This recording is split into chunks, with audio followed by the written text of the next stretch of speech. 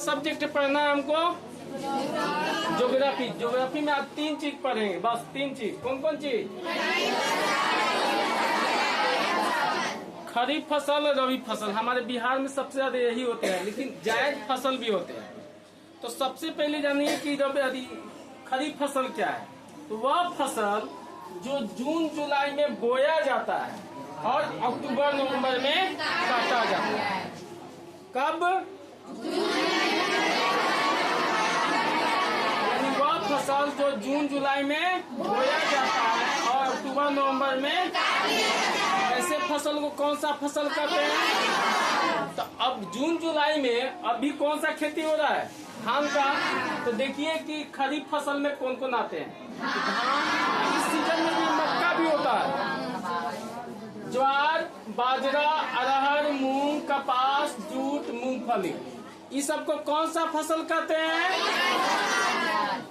कब बोया जाता है, कब काटा जाता है? अब इनका है कौन सा फसल?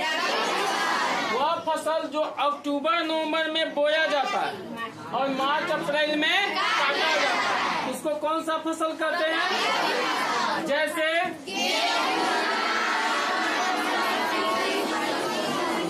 यह सब जो फसल का नाम है, गेहूं, धान, चना, मटर, मसूर, तीसी, सरसों, जौ। ये सब कौन सा फसल हुआ?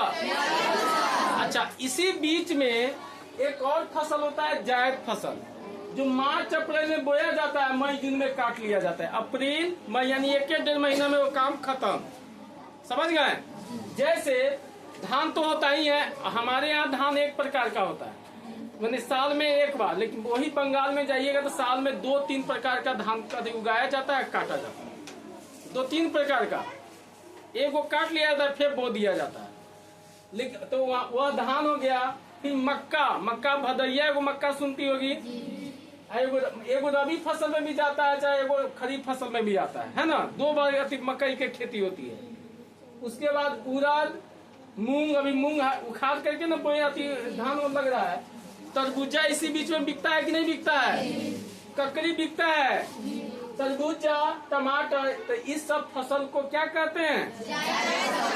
देखिए इसमें कितने महीने का अंतर है। तो जुलाई से जोड़िए तो नवंबर तक क्या महीना लगा?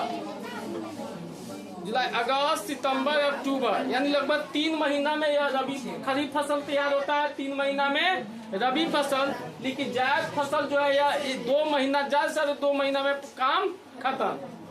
तो खरीफ फसल किसे कहते हैं?